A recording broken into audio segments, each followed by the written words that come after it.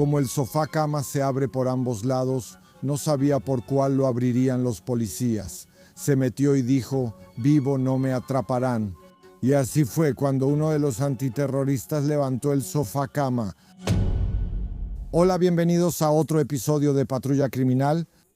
Este es el barrio del Milenio típico de Nowa Huta. Esa simbología que hace referencia al Estado polaco, a la tradición del Estado polaco, es enorme. Así es con el barrio del Milenio, que por supuesto hace referencia al milenio de la existencia del Estado polaco, es decir, los años 966-1966. Y de hecho, más o menos en ese periodo se construyó ese barrio.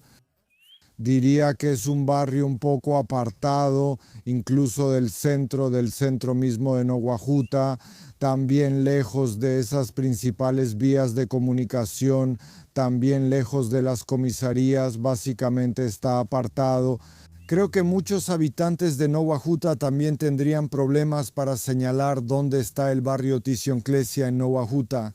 Lo digo porque para afirmar que aquí en este barrio hay una joyería, para elegir ese lugar como objetivo de un robo, pues hay que tener conocimiento del lugar, hay que saber moverse en esta ciudad y planear asaltos de este tipo. Así es en el caso de robos, que son una especie de novedad en Polonia.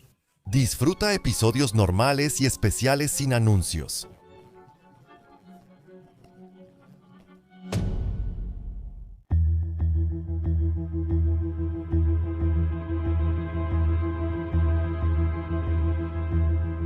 Este episodio trata sobre el crimen organizado, sobre la delincuencia, diría yo, en el más alto grado de brutalidad, porque se trata de todos esos grupos criminales, ya son mafias que están apareciendo en Polonia. ¿Recuerdan? Estuvimos en Berlín, hicimos un episodio sobre los grupos criminales de allá, sobre todo lo que está pasando allí. Lamentablemente ese tipo de grupos ya llevan varios años apareciendo en Polonia y lo que está pasando ya es una muestra de que aquí ya se sienten bastante cómodos, que conocen el terreno y que pueden hacer este tipo de asaltos. Bor Besakonie, yo diría que el nombre mismo, Bor Besakonie, es un poco, diría yo, parece un poco gracioso, un nombre algo extraño. Alguien que no conoce el idioma ruso podría imaginarse que se trata de algo completamente diferente. No, aquellos como yo que quisieran o no tuvieron que aprender ruso en la escuela saben que wor en ruso significa simplemente ladrón, ratero y sakon es ley, o sea, ladrón, ratero, según la ley. Pero claro, no se trata de esa ley que es la ley, digamos, que se aplica en el Código Penal, sino de la ley de los bandidos, la ley carcelaria. Este tipo de grupos ya surgían en la Rusia zarista y después en esas prisiones soviéticas. Luego diría que el apogeo de todo esto es la formación de estos grupos criminales en Rusia en los años 90. ¿Quién es un Bor Besakonie? Bueno, un Bor Besakonie es alguien que está en la cima de esa jerarquía, una persona a la que todos obedecen. Por lo que sabemos, actualmente hay 5 Bor Besakonie en Polonia. Ellos tienen gente bajo su mando, son grupos, por supuesto, los que están en Polonia son grupos de georgianos. En la antigua Unión Soviética representaban alrededor del 60% de estos grupos organizados. ¿Dónde estaban esos Bor Besakonie? ¿Por qué sucedía esto? Porque la jerarquía entre los georgianos es muy fuerte. Esto se debe principalmente a que existen lazos familiares muy fuertes, lazos que mantienen unida a todo este grupo. Obediencia total, Bor Besakonie. Es como un gurú, si quisiéramos compararlo con la mafia italiana, es alguien que está al frente del clan o de una familia mafiosa. Él decide todo, resuelve todo tipo de disputas, él decide en qué dirección se va a desarrollar esa actividad criminal. Es un tipo de persona que en esa jerarquía es alguien que puede tomar cualquier decisión Como dije, actualmente hay 5 Borbe Sakonie en Polonia y de que están activos justo nos dimos cuenta durante ese asalto que ocurrió en el barrio Tysionklesia en Nowa Huta.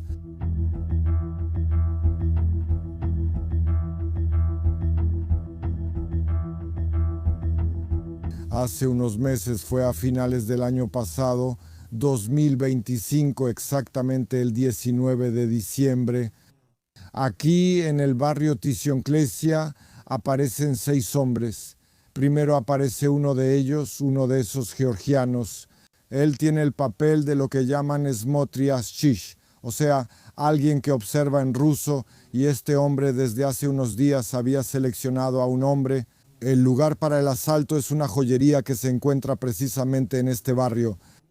Él observa, mira cómo se comporta el dueño, cómo se comporta el empleado, a qué horas cierran la tienda o el taller.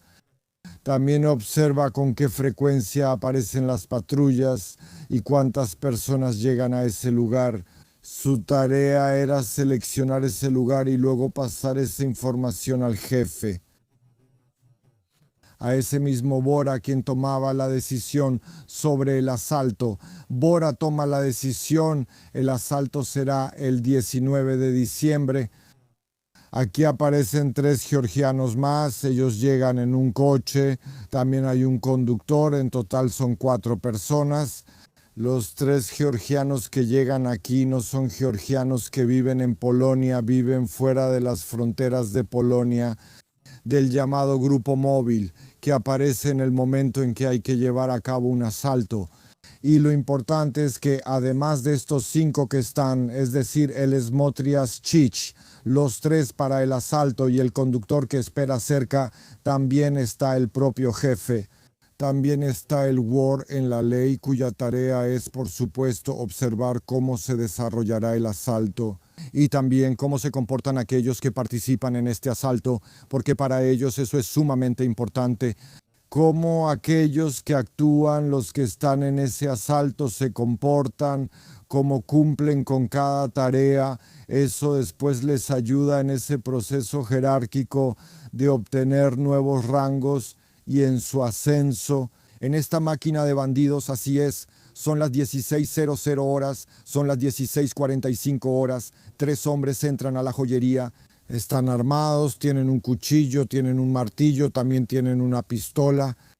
El dueño recibe un golpe en la cabeza, son muy brutales. También hay un empleado en la parte trasera. Rompen las vitrinas literalmente en cuestión de minutos, roban objetos, dinero por un valor de casi 1.000.000 de zlotys, van al auto, se suben y se van. Todo el asalto dura apenas unos pocos, tal vez una docena de minutos.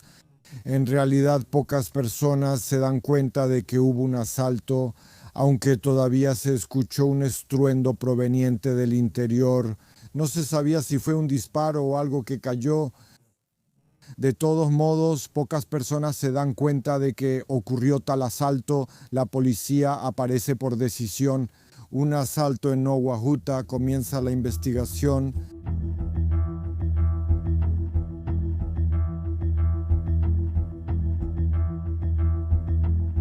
La investigación sigue. Todo apunta a que los responsables del asalto no son de Cracovia. Parece que podrían ser miembros de la mafia georgiana que reside en Polonia. Conectan algunos hechos. La investigación la realiza la División de Crímenes de la Comandancia Regional de Policía en Cracovia, pero también hay información de la división en Poznań. Los policías van a incluir otro asalto. Ese asalto fue más de un mes antes, exactamente el 15 de noviembre de 2025 en Poznań, en la calle Łąkowa. Eso está cerca del centro de Poznań. Casi ocurre un asalto idéntico, también 3 hombres entran al taller de joyería, se comportan de manera violenta, rompen las vitrinas y roban joyas de gran valor. Al igual que en Nowa Huta, estos asaltos realizados con tanta precisión, los policías empiezan a investigar los registros de llamadas. Ya están investigando a ese grupo georgiano, llegan a la conclusión de que los que cometen los asaltos son precisamente los georgianos. Algunos de ellos viven aquí en Polonia de manera permanente. Entre ellos está precisamente ese Bor que vive en Poznań. El asalto fue cometido por 3 personas, entre ellos también estaba el hijo de ese Bor de 36 años, quien también participó en el asalto. Deciden que se llevarán a cabo detenciones de la mafia georgiana. De hecho, estas detenciones se planearon exactamente para el 28 de enero. Se lleva a cabo la operación con 40 policías. Son policías de la División Criminal de Cracovia, de Poznań, también contraterroristas de Cracovia y de Poznań. Identifican 4 direcciones en Poznań, entran a esos lugares para realizar registros. Ahí detienen a 5 georgianos, entre ellos precisamente a ese jefe, ese Bor. También colaboran con la policía georgiana. Llega aquí un representante de la policía como observador, también alguien que tiene información sobre el tema y juntos investigan al grupo. Aquí resulta que ataques similares en el último periodo, el año pasado, también ocurrieron en otros países.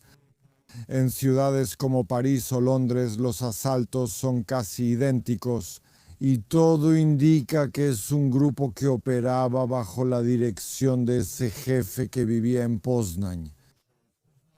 Un grupo compuesto por personas móviles que viven en Alemania, en Austria, que justamente aparecen solo durante el tiempo del asalto. Estos lugares son seleccionados en toda Europa y en el momento de cometer el asalto, estas personas simplemente llegan, atacan, roban, asaltan y desaparecen rápidamente.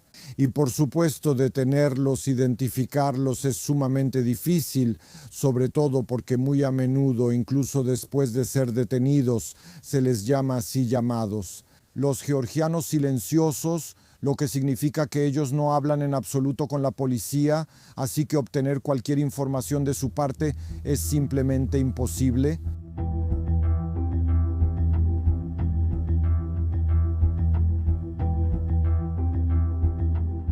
No, la mafia georgiana es realmente muy peligrosa. Son personas brutales y decididas, como dicen incluso los enlaces, que vienen. Los delincuentes polacos ni siquiera se comparan con ellos. Eso significa que los delincuentes en Polonia aún no se han encontrado con tal brutalidad. Creo que la policía en Polonia ya sabe con quién trata. Cuando veo las estadísticas del año pasado, de hecho hay bastantes georgianos que fueron deportados de regreso desde Polonia. No, el problema es, y eso lo admiten los propios policías georgianos, que incluso si los deportan después de unos meses regresan a Europa, ya se llaman de otra manera, a veces hasta se ven diferentes, pero en vez de venir a Polonia, van a Grecia o a Atenas y ahí continúan con su actividad delictiva. Incluso si miramos las estadísticas, teóricamente según las estadísticas que proporciona el SUS, en Polonia hay alrededor de 27,000 georgianos, pero si miramos los registros estadísticos de la Guardia Fronteriza, en Polonia hay 77,000 georgianos. No, incluso si tomamos en cuenta que una parte de ellos regresó, aún así nos faltan alrededor de 40,000 georgianos que, bueno, en realidad están en Polonia, pero qué hacen y dónde están, eso no lo sabemos del todo. Por eso, obviamente, diría yo, se destinan tantos recursos y esfuerzos para atrapar a esos georgianos. Sin duda, detener a ese grupo es un éxito para la policía y también lo es detener a los demás. También hay que verlo en esas categorías, solo que esta lucha simplemente no termina y será sumamente difícil. También en Berlín mencioné que no deben repetirse los errores de la policía alemana, o sea, simplemente dejar a ese grupo para que funcione en algún lugar y simplemente exista por ahí.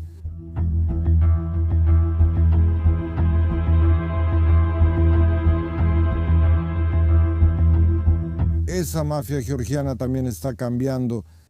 hasta 1991, es decir, básicamente hasta la disolución de la Unión Soviética. Ellos no salían fuera del territorio de la Unión Soviética, pero después se dispersaron por toda Europa. Esos Bori residen y están en cada país europeo, y los que observan también están en esas principales ciudades europeas. Los grupos móviles, como mencioné antes, vienen y se van, pero ellos también evolucionan de alguna manera. Mientras existió la Unión Soviética, había reglas estrictas que siempre se seguían, aunque no estaban escritas. Bueno, por supuesto, está prohibido cualquier tipo de cooperación con la policía, pero también hasta cierto punto tenían la regla de que no podían colaborar con políticos, no podían tener contacto con ellos que no se dedicaban a ningún trabajo así normal, llamémoslo así. Solo se mantienen del bandolerismo, de robos, de allanamientos, de ese tipo de delitos. Todo eso está cambiando. Estas reglas principales que conciernen a los georgianos se toman en una especie de, yo diría, cónclave que se lleva a cabo en Tiflis, en los llamados escalones. Alguien que conozca Tiflis, o en general alguien que conozca esa ciudad, sabe que ahí hay edificios antiguos, un montón de esos escalones, escaleras. En esos escalones solo se sientan los principales. Los principales líderes de esos grupos criminales, y deciden cómo será la forma del crimen georgiano en el futuro. Y eso está cambiando. Antes estaba prohibido participar en estructuras estatales o colaborar con políticos, pero eso ya está cambiando.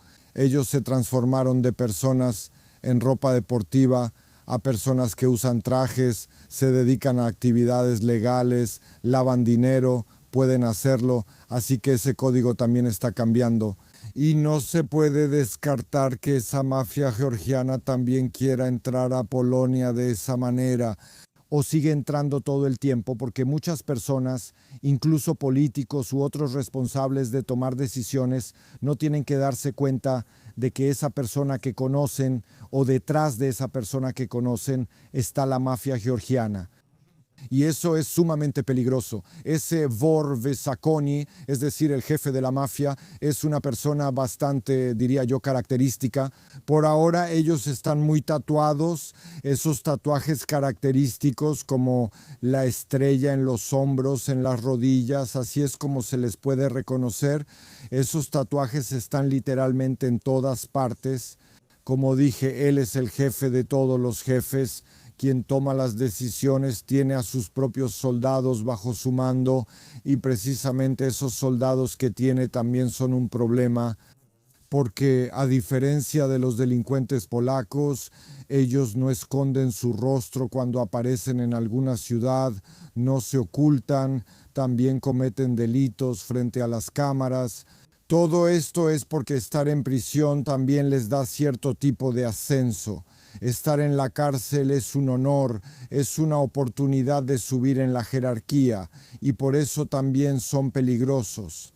Por un lado le dicen a la policía, por ejemplo, no les tenemos miedo, aquí estamos, pueden vernos. Esto es una señal para los grupos criminales. Ténganos miedo, no huimos.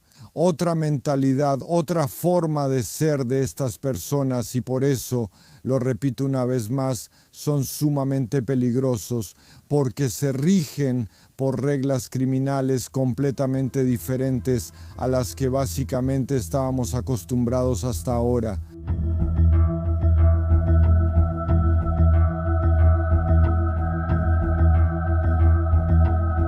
A veces subimos un episodio sobre lo que está pasando actualmente, sobre lo que ocurre, por ejemplo, en esos grupos criminales. Por eso fuimos a Berlín y ahora hablamos del asalto en Nova Huta. Lo digo también porque lo peor probablemente aún está por venir. Estoy pensando en el momento en que termine la guerra en Ucrania, porque hay que tener en cuenta que son miles de personas que hoy están luchando y que de alguna manera se quedarán sin trabajo. A menudo su única habilidad es que saben disparar y matar. Ya hemos pasado por esto en Polonia, recuerdo que fue algo similar, aunque probablemente a menor escala. Fue similar después de la guerra en Afganistán, cuando cientos, miles de aquellos que lucharon en el frente llegaron a Europa, incluso a Polonia, también junto con ellos. Hoy en día todavía existen esas rutas de contrabando, por ejemplo, armas y drogas. Muchos soldados pelean bajo su influencia. No es un secreto, porque seguramente de otra manera no podrían soportar en ese frente. No, es claro que esas drogas seguirán transportándose y esas armas aparecerán y deberán venderse en otro lugar. Todos esos son problemas que aún están por delante de nosotros. También menciono eso y la mentalidad de la gente del este y del Cáucaso. Ese también es un ejemplo que ocurrió en ese momento en Cracovia, en el barrio Kurdwanov de Cracovia. Creo que muchos habitantes de Kurdwanov todavía lo recuerdan. Yo estuve ahí en ese momento. La historia de Wovka, un hombre que luchó en el Spetsnaz, es ucraniano, luchó del lado ruso, también fue desmovilizado, vino a Polonia, fue buscado en Kurdwanov. Los policías lo vieron y reconocieron mientras caminaba. Cuando intentaron detenerlo, él sacó la pistola de inmediato y empezó a disparar, le dio a uno de los policías. Entonces se escondió en uno de los edificios cercanos y se sabía que se había escondido en ese edificio que, según recuerdo, tenía como 11 pisos. Se sabía que estaba escondido en alguno de esos departamentos, así que registrar todo ese edificio tomó muchas horas. Los antiterroristas iban de departamento en departamento y revisaban cada uno, y en algún momento tocaron a la puerta. Abrió una chica, parecía algo nerviosa, el departamento era muy pequeño y el único mueble importante era un sofá-cama. Los antiterroristas creían que él podía estar escondido ahí y admiraban su determinación. Él ya lo sabía, ese Wovka sabía que los policías lo iban a atrapar, así que o se rendía o de alguna manera intentaba escapar. No, él tomó una pistola en una mano y otra pistola en la otra mano. Como el sofá-cama se abre de ambos lados, él no sabía por cuál lo abrirían los policías. Se metió y dijo, vivo no me van a atrapar. Y así fue cuando uno de los antiterroristas abrió un poco el sofá-cama. Él todavía alcanzó a disparar 3 veces, esas balas fueron al techo y ahí recibió una gran cantidad de disparos, creo que como 100, literalmente quedó acribillado por las balas de los antiterroristas, pero terco, luchó hasta el final. Por eso hablo de esa mentalidad, porque en todo esto también es muy peligrosa.